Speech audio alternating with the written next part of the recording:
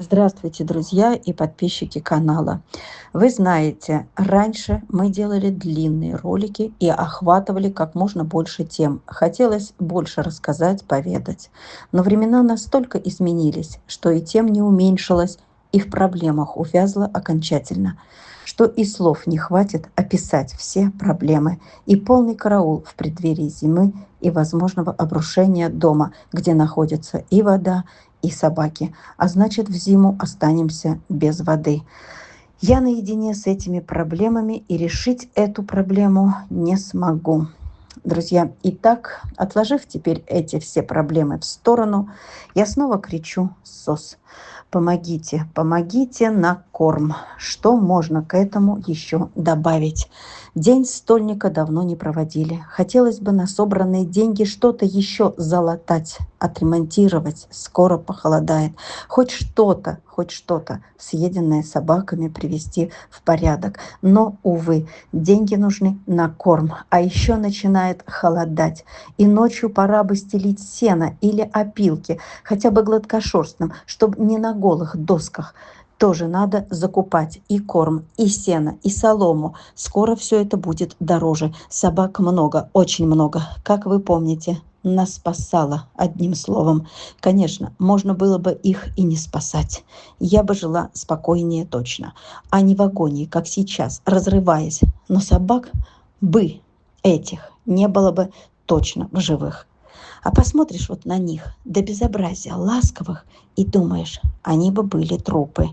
И как их было бы не спасти? Но зато я жила бы припеваючи.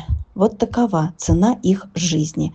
И ни минуты покоя, ничего личного, никакого быта. Вся жизнь круглосуточно. Это собаки и проблемы. Хоть и очень сложно стало жить или выживать, все равно собак пиарим. Тестируем на кошек, проверяем, как они относятся к кошкам. Об этом многие спрашивают. Это тоже нужно для их пиара. И какие же молодцы собаки. Большая часть собак равнодушны к кошкам, а значит, их смело можно в семьи с кошками.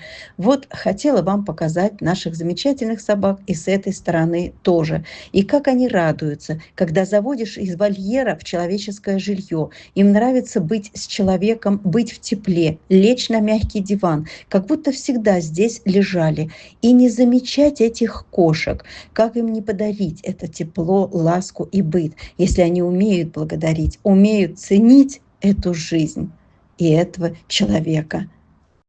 Друзья, и еще появилось одно местечко на самолет для Альмы из тайги. Помните, о ней рассказывала недавно?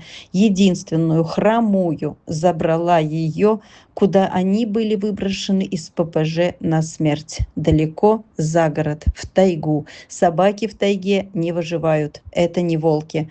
Помогите собрать на дорогу девчушки. Это перелет, справка, такси и передержка в Москве. В общей сложности 25 тысяч. Пожалуйста, помогите и Альме тоже. Друзья, помогите на корм.